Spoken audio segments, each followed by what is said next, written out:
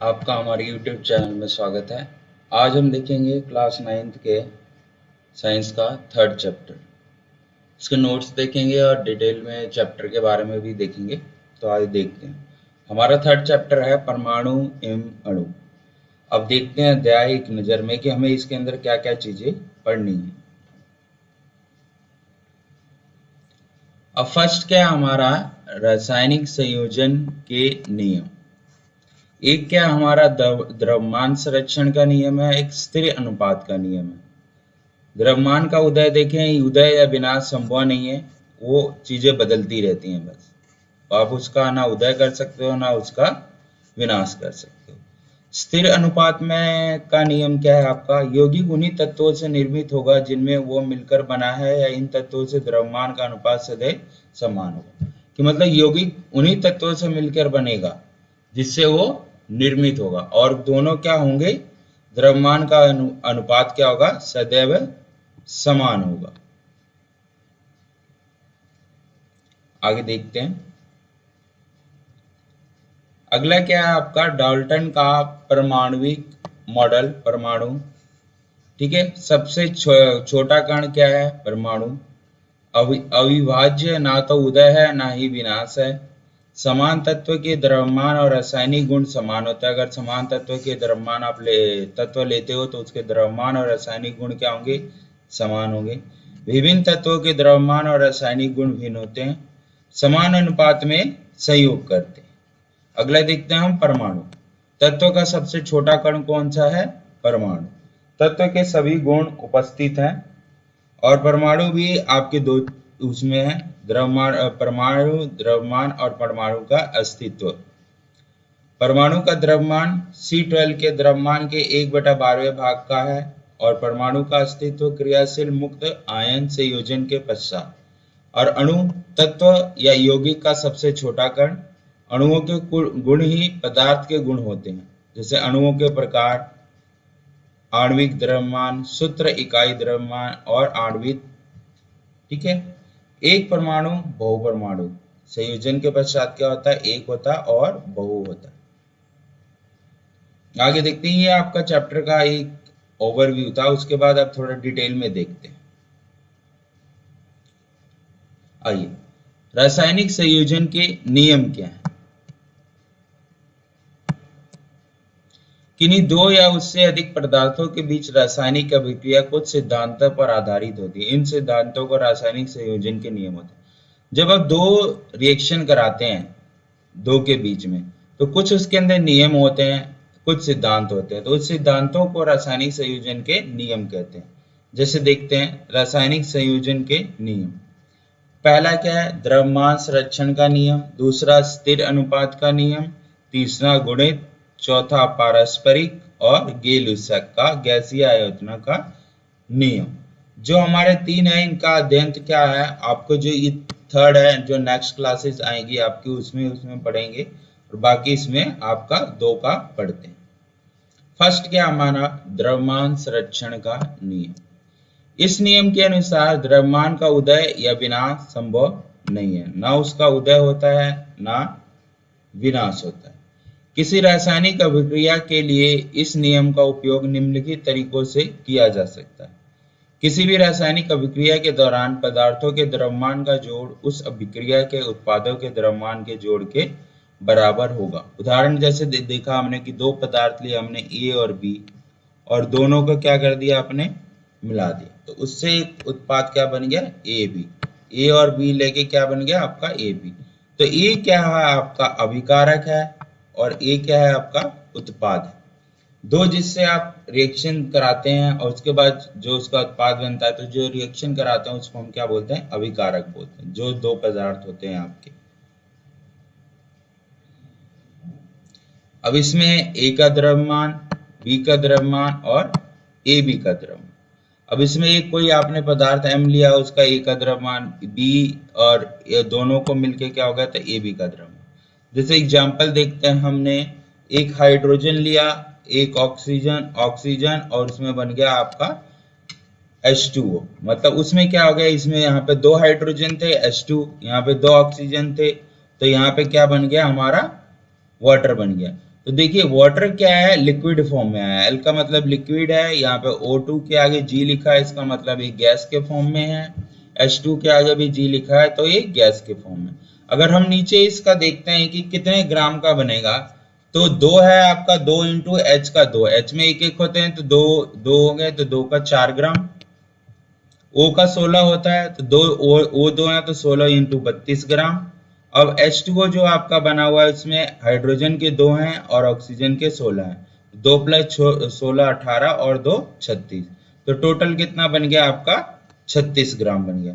तो 4 प्लस 32 कितने हो गए आपके 36 ग्राम। देखा यहाँ पे 4 मिला और 32 मिला और 36, मतलब टोटल बिल्कुल बराबर ही बना, 36 मिलके 36 बन गया।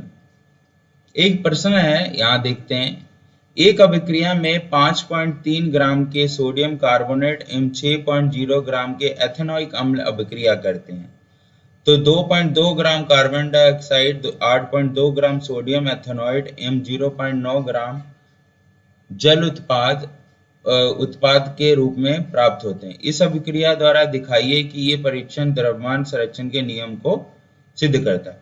तो देखिए दोनों को मिलके अभिकारक उत्पाद बिल्कुल सेम ही बनेगा। जब सोडियम कार्बोनेट और एथेनॉइक अम्ल को हमने मिल दिया तो सोडियम एथेनॉइड और कार्बन डाइऑक्साइड प्लस जल है, तो इसका ग्राम, ये कितने ग्राम का और ये कितने, दोनों क्या होंगे बिल्कुल बराबर होंगे। तो क्या कहता है द्रव्यमान का संरक्षण का नियम, कि ना आप उसको बना सकते हो ना उसको आप खत्म कर सकते हो। तो द्रव्यमान संरक्षण के नियम अनुसार क्या होगा, सोडियम कार्बोनेट का द्रव्यमान प्लस एथेनॉइक अम्ल का द्रव्यमान बराबर सोडियम एथेनॉइड का द्रव्यमान प्लस कार्बन डाइऑक्साइड का द्रव्यमान प्लस जल का द्रव्यमान। दोनों को अगर इसके प्रस्तुत करने के उपरांत क्या होगा 11.3 ग्राम और 11.3 ग्राम। तो ये क्या होगा, left hand side equal to right hand side. आपने देखा कि द्रव्यमान के संरक्षण नियम के अनुसार क्या क्या हो गया आपका, कि left hand side equal to right side होगा। तो ये उत्तर द्रव्यमान के संरक्षण नियम को क्या करता है, स्पष्ट करता है। आगे देखते हैं स्थिर अनुपात का नियम। इस नियमानुसार कोई शुद्ध रासायनिक यौगिक सदैव उन्हीं तत्वों से निर्मित होगा जिनसे वो मिलकर निर्मित हुआ, तथा इन तत्वों के द्रव्यमान का अनुपात सदैव समान होगा, फिर चाहे ये यौगिक किसी भी स्थान से प्राप्त किया गया हो अथवा निर्माण किसी भी पद्धति के द्वारा किया गया। मतलब स्थिर अनुपात का नियम क्या कहता है कि कोई भी शुद्ध रासायनिक यौगिक सदैव उन्हीं तत्वों से निर्मित होगा जिनसे वो मिलकर निर्मित हुआ है। इन तत्वों के द्रव्यमान का अनुपात क्या होगा, अगर उनके द्रव्यमान का अनुपात देखें तो वो क्या होगा, सदैव समान होगा, चाहे वो किसी भी यौगिक भी किसी भी स्थान पर प्राप्त हुआ हो, कहीं भी मिला हो, उससे कोई फर्क नहीं पड़ता, वो हमेशा क्या रहेगा, समान ही रहेगा। जैसे देखा हमने उदाहरण के लिए कुछ देखते हैं हम, 18 gram hydrogen water equal to 16 oxygen plus 2 hydrogen, तो टोटल क्या हो गया आपका 18। तो क्या हो गया, अब 2 हाइड्रोजन और यहाँ पे क्या थे, 2 हाइड्रोजन और 1 ऑक्सीजन। अब 36 ग्राम कर दिया उसको 2 से, तो 32 ग्राम ऑक्सीजन 4 ग्राम हाइड्रोजन। अगर 9 ग्राम कर दें तो क्या हो जाएगा, 8 ग्राम ऑक्सीजन और 1 ग्राम हाइड्रोजन। तो उपरोक्त उदाहरण में H2O के अलग अलग द्रव्यमानों वाले H2O के नमूनों को लिया गया, पर उन सबसे हाइड्रोजन तथा ऑक्सीजन के द्रव्यमानों का अनुपात सदा 1:8 ही निकलता है। एक हमारे पास प्रश्न है, यहाँ देखते हैं हम, यदि हाइड्रोजन तथा ऑक्सीजन 1:8 के द्रव्यमान अनुपातानुसार अपीकृत होकर जल का संचयन करते हैं, यदि जहां 3 ग्राम हाइड्रोजन गैस ली गई हो तब ऑक्सीजन का कितना द्रव्यमान इस हाइड्रोजन गैस से अविकृत हो जल का संचयन करेगा। देखिए अनुपात कितना है, 1:8, तो आपने क्या लिख दिया, हाइड्रोजन और ऑक्सीजन का अनुपात लिख दिया 1, जल के लिए क्या ले लिया, जो प्रश्न में दिया आपने लिख लिया। अगर दोनों का अनुपात लेंगे तो कितना होगा, 3 ग्राम, जहां हाइड्रोजन गैस ली गई है वो कितनी है आपकी 3, तो 3 हाइड्रोजन गैस ली गई है, तो क्या कर दिया आपने, MH जो था आपका हाइड्रोजन उसकी जगह 3, ऑक्सीजन का आपका गिवन नहीं है तो MO आप ले लो और बराबर 1/8। अब इससे गुणा कर देंगे तो 3 और 8 24, तो M ऑक्सीजन आपका कितना हो जाएगा 24 हो जाए। ठीक है, तो ऑक्सीजन गैस का द्रव्यमान कितना हो गया आपका 24 हो गया। ये ऐसे ऐसे आपका गुणा हो जाएगा। तो 24 gram oxygen gas 3 gram hydrogen gas से अभिकृत होकर 27 ग्राम जल का संचयन करेगी। अगला क्या हम देखते हैं, डाल्टन का परमाणु सिद्धांत। ये क्या कहता है, रासायनिक संयोजन के नियम पर आधारित डाल्टन के परमाणु सिद्धांत द्रव्यमान संरक्षण का नियम तथा स्थिर अनुपात के नियम को क्या करता है, सिद्ध करता है। ये दोनों के, परमाणु सिद्धांत का नियम और द्रव्यमान संरक्षण के नियम के दोनों को क्या करता है, ये सिद्ध करता है। आगे देखते हैं कुछ डाल्टन परमाणु सिद्धांत के महत्वपूर्ण अंश है। जैसे क्या देखते हैं, सभी द्रव्य परमाणुओं से निर्मित होते हैं। तो आपको पता ही है कि सारे द्रव्य क्या होता है, हमारे परमाणु से निर्मित होते हैं। परमाणु अविभाज्य सूक्ष्म तंग कण होते हैं जो रासायनिक अभिक्रिया में ना तो उत्पन्न होते हैं ना ही उनका विनाश हो सकता है। जो परमाणु होता है ना आप इसको क्या कर सकते हो, उत्पन्न कर सकते हो किसी रासायनिक अभिक्रिया में, ना आप उसका विनाश कर सकते हो। ये अंश द्रव्यमान संरक्षण के नियम को सिद्ध करता है। दिए गए तत्वों के सभी परमाणु के द्रव्यमान एवं रासायनिक गुणधर्म समान होते हैं। जो आप चीजें लेते हो उसके दोनों परमाणु ले हो तो दोनों के क्या होंगे, रासायनिक गुणधर्म क्या होंगे, आपके समान होते हैं। भिन्न भिन्न तत्वों के परमाणुओं के द्रव्यमान एवं रासायनिक गुण भिन्न भिन्न होते हैं। अगर आप अलग अलग लेते हो तो अलग अलग होंगे, सबके रासायनिक गुणधर्म क्या होंगे, अलग अलग।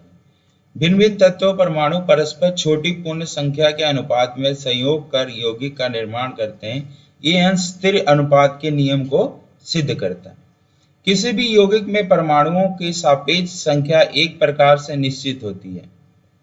कैसी होती है, एक प्रकार से निश्चित होती है। आगे देखते हैं हम परमाणु आपका। आधुनिक परमाणु सिद्धांत के अनुसार परमाणु किसी भी तत्व का वो सूक्ष्मतम भाग है जो किसी रासायनिक अभिक्रिया में बिना अपने रासायनिक एवं भौतिक गुणधर्मों को बदले उस अभिक्रिया में प्रयुक्त होता है। मतलब परमाणु सिद्धांत के अनुसार क्या होता है, परमाणु एक सूक्ष्मतम भाग है, वो अभिक्रिया में भाग लेता है पर अपने गुणधर्मों को क्या करता है, बदलता नहीं है और रासायनिक अभिक्रिया में काम करता है। परमाणु तत्व के सूक्ष्मतम भाग है जिन्हें किसी भी शक्तिशाली सूक्ष्मदर्शी से भी देखा नहीं जा सकता। अगर इतने सूक्ष्मदर्शी आप ले लो फिर भी उसे नहीं देखा जा सकता। सबसे सूक्ष्म हाइड्रोजन परमाणु जिसकी त्रिज्या कितनी है आपकी 0.37 × 10⁻⁻10 m, जिसका हम 0.037 nm होती है। एक हमारा होता है IUPAC, international union for pure and applied chemistry द्वारा स्वीकृत तत्वों के चिन्ह है। जो आपको ये सारे बच्चों को याद करना बहुत जरूरी है क्योंकि इसके ऊपर सिंबल्स हैं, इसके चिन्ह हैं और इसके क्वेश्चन भी आते हैं।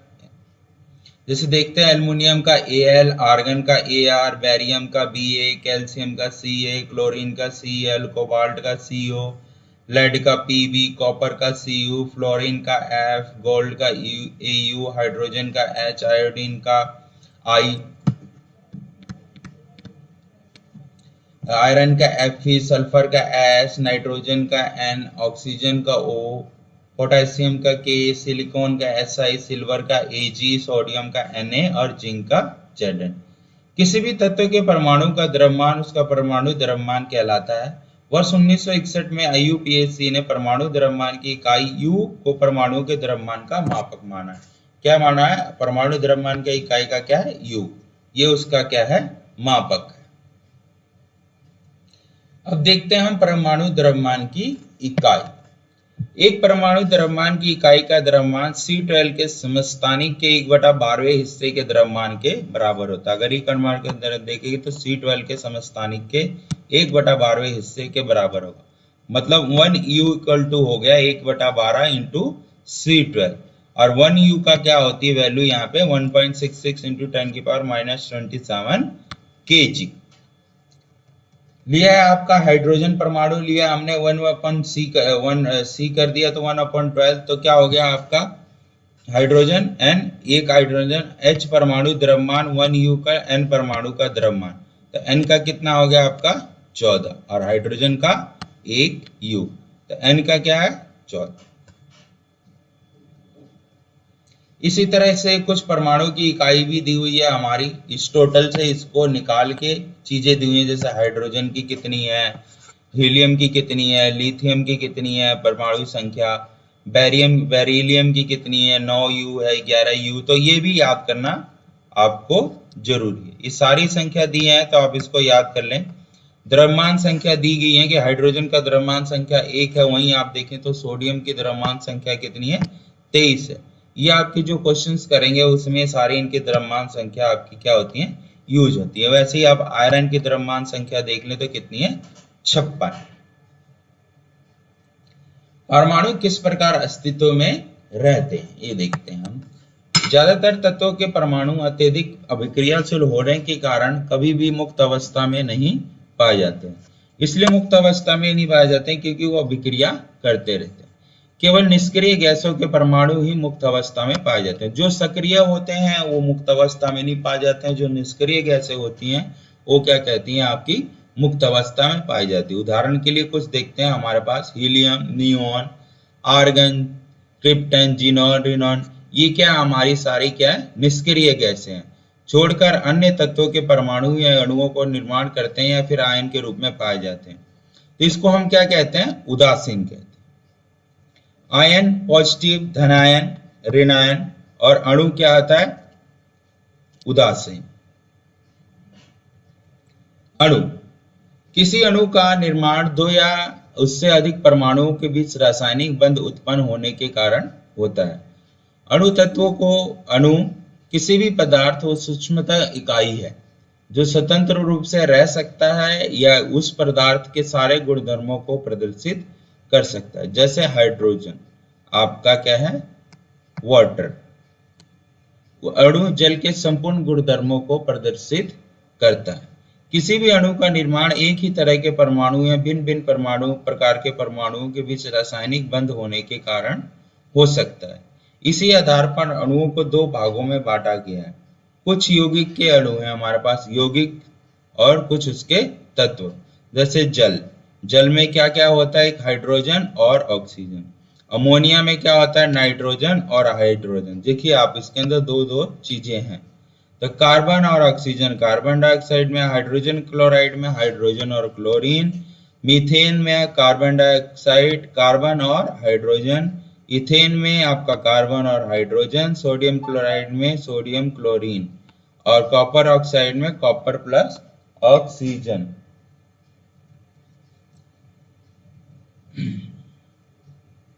अगला क्या हमारा, परमाणुकता। किसी एक अणु में उपस्थित परमाणुओं की संख्या को परमाणुकता कहते हैं। फर्स्ट क्या हमारा, आर्गन। आर्गन में कितने हैं, एक परमाणु। हीलियम में एक परमाणु। एक क्या है, आपके निष्क्रिय गैसें एक परमाणु अणुओं का निर्माण करती है। ऑक्सीजन, हाइड्रोजन, फास्फोरस, सल्फर और ओजोन। ओजोन क्या है आपका, O3 होता है, इसलिए उसको त्रिपर परमाणु दिया गया है। ठीक है।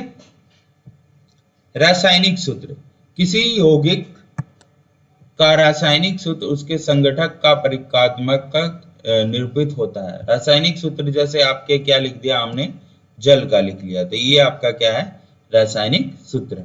उसकी विशेषताएं क्या होती है, रासायनिक सूत्र के संगठकों की संयोजकता या आवेश बराबर होने चाहिए।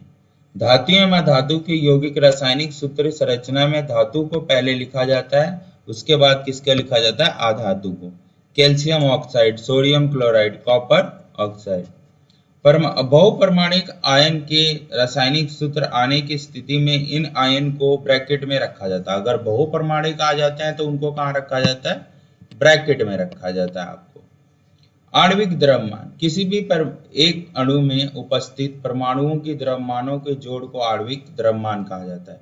मतलब किसी में जितने परमाणु आपको उपस्थित हैं उनके द्रव्यमानों को जोड़ के आणविक द्रव्यमान कहा जाता है। जैसे वाटर, इसमें हाइड्रोजन का 2 है, ऑक्सीजन का 1 है, तो क्या होगा, 2 × 1, और अब उसका द्रव्यमान कितना होगा, 1 × 16, क्योंकि ऑक्सीजन का द्रव्यमान 16 है और यहाँ पे हाइड्रोजन का 1 है।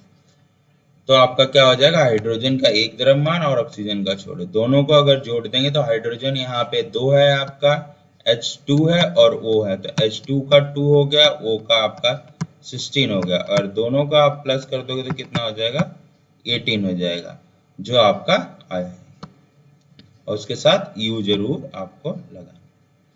सूत्र इकाई द्रव्यमान, किसी पदार्थ का सूत्र इकाई द्रव्यमान उसे सभी संगठक परमाणुओं के द्रव्यमान का योग होता है।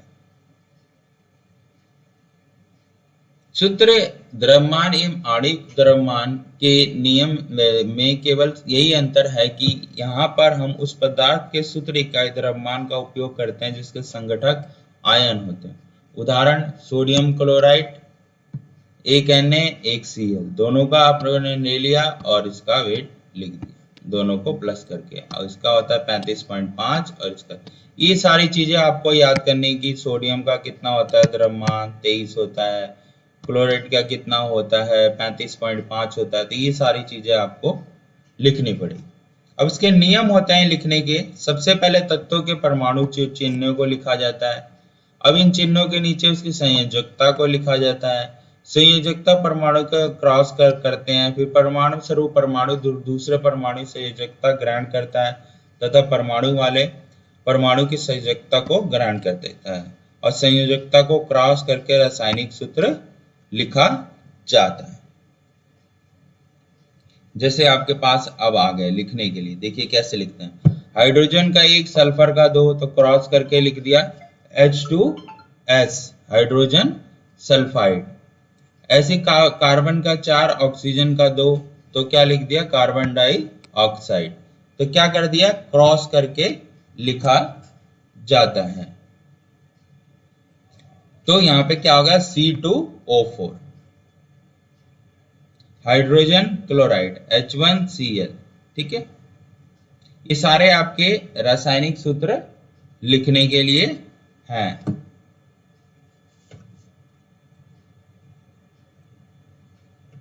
अगला क्या है आपके पास आयन। आयन एक परमाणु या परमाणुओं का समूह होता है जिस पर कुछ आवेश धनात्मक या ऋणात्मक होते हैं। अगर हम देखें तो आयन क्या है, एक परमाणुओं का समूह है जिस पर कुछ आवेश क्या होते हैं, धनात्मक होंगे या ऋणात्मक उपस्थित रहते हैं। धन आवेशित ये हैं आपके, ऋण आवेशित ये। धन आवेशित में आपको दिखेंगे प्लस के साइन और ऋण आवेशित में दिखेंगे आपके माइनस के साइन। आपने देखा हमने आयन में हमने क्या देखे, एक धन आवेशित देखा और एक क्या देखा आपका ऋण आवेशित देखा है। अब आयन क्या होता है, एक परमाणु आयन होता है और बहुपरमाणु का आयन होता है। आवेशित परमाणु कण होते हैं, उसमें आवेशित परमाणु कण होते हैं। मतलब एक होता है और क्या होता है बहु होता है, उसमें आपकी दो चीजें होती है। आयनिक यौगिकों के रासायनिक सूत्र कैसे लिखते हैं, इसको भी वैसे ही हम क्रॉस करके लिखते हैं, पर इसमें क्या लिखे जाते हैं उसके आपके आयंस लिखे जाते हैं। जैसे सोडियम का 2 और कार्बोनेट का 1, तो ये आपके बन गया क्या सोडियम कार्बोनेट क्रॉस करके। Aluminium sulphate, calcium hydroxide, aluminium sulphate, ammonium sulphate, magnesium hydroxide. देखिए सबको क्या किया गया क्रॉस करके लिखा गया। हमेशा पहले इसको लिखते हैं फिर इसको लिखते हैं, पहले इसको लिखते हैं फिर इसको लिखते हैं। अगला क्या है आपका मोलर द्रव्यमान। किसी भी पदार्थ के एक मोल के कणों के द्रव्यमान का जोड़ होता है। क्या होता है, एक मोल के कणों के द्रव्यमानों का जोड़ होता है मोलर द्रव्यमान। मोलर द्रव्यमान और मोलर द्रव्यमान पदार्थों के कणों का द्रव्यमान। हाइड्रोजन 1U तो 1 ग्राम पर मोल हो जाएगा। नाइट्रोजन 14U होता है तो 14 ग्राम पर मोल हो जाएगा। वैसे S8 तो 8 को S से गुणा कर दोगे तो 8 32 256 ग्राम पर मोल हो जाएगा। अब HCl, अब दो को कंबाइन करके हमने ले लिया कि हाइड्रोजन का 1, क्लोरीन का 35.5, तो कितना होगा 36.5 ग्राम पर मोल हो जाएगा। कैसे लिखते हैं, ग्राम पर मोल, ग्राम पर मोल, ग्राम पर मोल। और एक मोल परमाणु कितने होता है, इसके बराबर होता है 6.022 into 10⁻23 परमाणु। कुछ हमारे पास उदाहरण है, देखते हैं हम। एक मोल ऑक्सीजन इतना, तो कितने अवगाद्रो की संख्या कितनी है, अवगाड्रो की संख्या कितनी होगी 6.02 into 10.323। तो एक मोल की संख्या निकालोगे तो दिया गया द्रव्यमान अपॉन मोलर द्रव्यमान, दिया गया कणों की संख्या अपॉन एवोगाड्रो नंबर। तो क्या आ गया आपके फॉर्मूला हो गया कि आपको m निकालना है तो n क्या है आपके पास, दिए गए कणों की संख्या गुणा मोलर द्रव्यमान बटा NO क्या है आपका एवोगाड्रो नंबर है, एवोगाड्रो नंबर है जो आपको दिया गया है 6.022 n की 10 की पावर 23। किसी यौगिक में मौजूद परमाणु का प्रतिशत निकालना हो तो उस उक्त तत्व का द्रव्यमान अपन यौगिक का द्रव्यमान गुणा 100। एक आपके पास यहाँ एग्जाम्पल दिया हुआ है कि 2.2 ग्राम लोहे के हिस्से में उपस्थित लोहे के परमाणुओं की संख्या ज्ञात करें, और लोहे के परमाणु का द्रव्यमान क्या दिया हुआ है आपके पास 564। तो एक मोल लोहा कितना होता है 56 ग्राम। Fe मतलब देखिए एवोगाड्रो नंबर क्या आ जाएगा तो इतना, तो 56 ग्राम में क्या आ जाएगा इतना बटा 56। अब इसको आप इससे काट देंगे तो ये क्या आ जाएगा आपके 2.8 ग्राम के लोहे का परमाणु भार आ जाएगा। दूसरा भी एग्जाम्पल दिया है, आप इसको खुद ट्राई करें, ये भी वैसे ही है, आपको परमाणु द्रव्यमान ये दिया हुआ है, ठीक है, और इस पदार्थ का मोलर द्रव्यमान ज्ञात करना, तो सीधा है इसको बस आप एवोगाड्रो नंबर से गुणा कर दें तो इसका क्या आ जाएगा मोलर द्रव्यमान आ जाएगा। 23 आपके हो जाएंगे और 32 कट जाएगा। अगला क्या है 2.4। अब इसमें क्या निकला हुआ है आपका N2 गैस का द्रव्यमान ज्ञात करें, तो एक मोल N2 गैस में आप देखते हैं कि N क्या होता है 14 होता है, तो 14 और N2 है तो कितना हो गया 28 ग्राम, तो 0.5 ग्राम का निकालना है तो उसको 28 से कर देंगे। ये आपको चीजें याद करनी पड़ेगी कि भाई ये नाइट्रोजन का द्रव्यमान कितना होता है 14 होता है, और N2 है तो 2 से गुणा करके कितना हो जाएगा आपका 28 होगा, और 28 को 0.5 से कर दो तो उसका द्रव्यमान निकल जाएगा। तो ये बहुत आसान निकालने के लिए कुछ चीजें आपको जैसे एवोगाड्रो नंबर हो गया, परमाणु द्रव्यमान हो गया, ये सब चीजें आपको क्या करनी पड़ेगी जो मैंने पीछे आपको अभी बताया है उससे क्या करनी पड़ेगी आपको याद करना पड़ेगा, याद कर लेंगे तो आप हो जाएगा। अब इसमें कुछ आपके क्वेश्चन दिए गए हैं जो पीछे टॉपिक में मैंने सारे बताए हैं, उसके अंदर आपको ये सारे क्वेश्चन मिल जाएंगे। अगर आपको नहीं मिलते हैं तो आप कमेंट में जरूर लिख दें, मैं इसे फिर आंसर्स डाल दूंगा। ये आपके सारे क्वेश्चन है, मल्टीपल चॉइस क्वेश्चन भी हैं, वन वर्ड क्वेश्चन भी हैं, आपके लघु क्वेश्चन भी हैं, तो आप इसको थोड़ा ट्राई करें।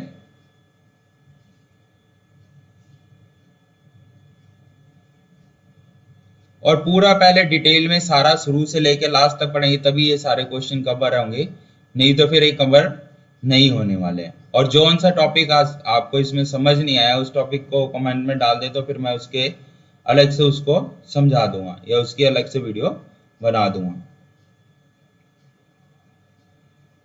और हमारी वीडियो को लाइक और शेयर जरूर करें, और आपको वीडियो कैसी लगी कमेंट में जरूर लिखें।